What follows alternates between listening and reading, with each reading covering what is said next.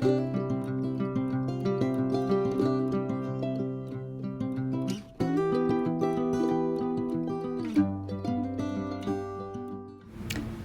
this is Tara from Wild Bird Farm. Come along with me today as we look at eucalyptus growing in the Midwest, some of my successes and failures over the last 2 years.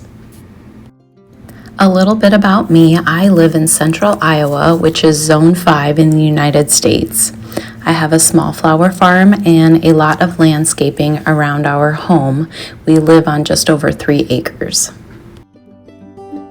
This is my second year growing eucalyptus. It needs an early start and definitely won't overwinter outdoors without a lot of protection here. That is something I'm still working on. So we're going to talk a little bit about the successes and failures I've had both in growing, harvesting, and overwintering eucalyptus. As you may know, eucalyptus seeds have been scarce the past few years. This is due to forest fires in Australia, where much of the seed comes from. I felt lucky to get several seed packets over the last 2 years. And I started my seeds indoors. In the first year I started in early January. This year I didn't start a little bit later until early February.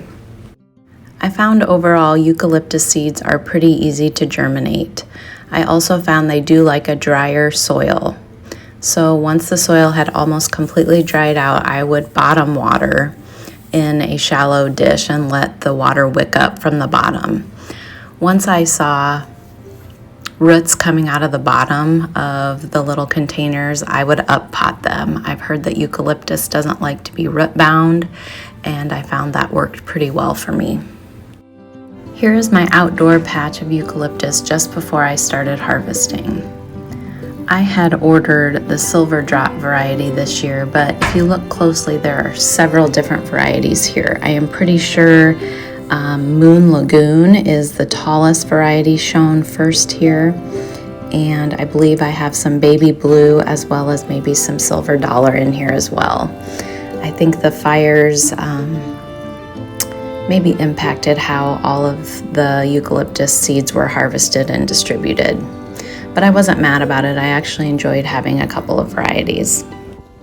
It is mid-October when I'm harvesting here. Last year I harvested mid-September, so the temps have been pretty mild here, so I decided to let these grow a little bit longer since I had started them a full month later in the late winter. I found that most eucalyptus needs to be pretty mature. If you harvest it too young, it will wilt. If harvested properly, I can easily get 3 weeks space life off of the eucalyptus grown here in the Midwest. Last year, I grew baby blue eucalyptus in a different location. It was up higher on a little bit of hill and it got a lot of wind. And I do have a YouTube video about this, but we lined the rows with straw bales and put plastic over top. We mulched with leaves. And I was disappointed this spring when I uncovered everything to find that none of them lived. They didn't survive over winter here. So this year's crop is growing in a different location. It's a little bit lower on our ground here, a little bit more protected, but it is still out in the open.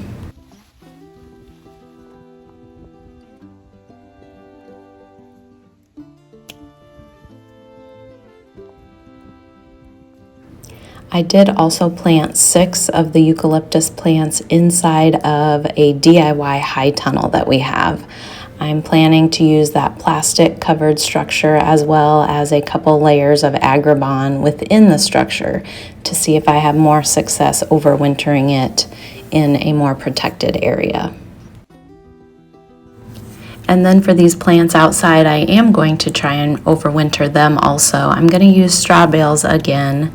I'm going to mulch with chopped up tree bark this year rather than leaves, hoping that gives them a little bit more protection at the roots. And then we plan to put straw bales completely over the top. This row is pretty narrow, so that'll allow us to use straw to enclose them rather than trying to put a sheet of plastic over the top. And we'll see if I have any luck overwintering this year. I would say I harvested about 2/3 of the usable stems that are outside in the field. I've read that eucalyptus can easily take temperatures down to around 20 degrees, so with our lows being in the 40s, I know I have a couple more weeks yet to get the rest harvested. But I was pretty happy with this bucket full that I took out of the field today. As I show the bucket full here, you can kind of see the different coloring. Those are different types of plants. I thought they coordinated together pretty well as I put the bouquets together later.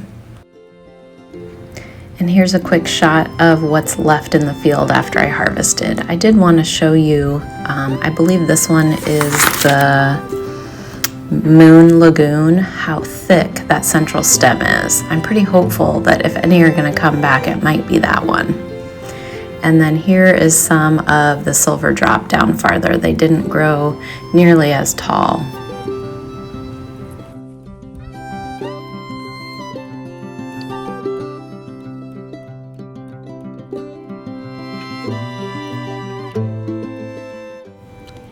This second year I am selling the eucalyptus in retail bunches, so I decided on 2 different sizes. I did a lower price point where I added in some different colored celosia to make the bouquet, and then the larger price point was just some of the longer, really nice stems of eucalyptus together.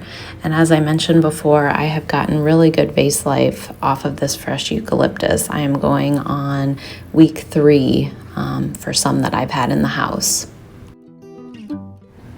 I also recently read that you can freeze eucalyptus just on its own, not in water or anything, in your freezer, and when you pull it out, it looks fresh and great. So I have yet to try that, but I do plan to add some stems to our freezer to see how that works for me. I just cut different sized craft paper to the correct size and kind of fold into a triangle form to make my bouquets. I use a stapler to secure them. I also have a stamp with my farm logo on it that I use, and then the boutique that I sell them at gives me price stickers to add in. So here I am just kind of working through creating those bunches.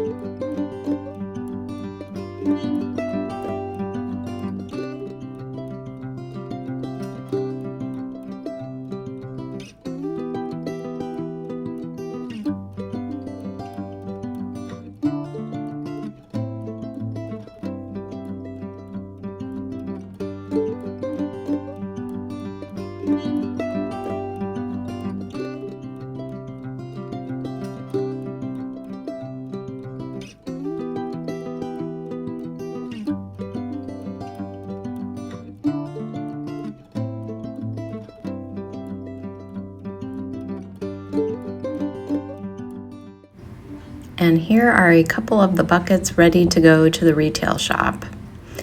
Here's that bouquet I mentioned that I have in my home going on 3 weeks now. Still looking really good.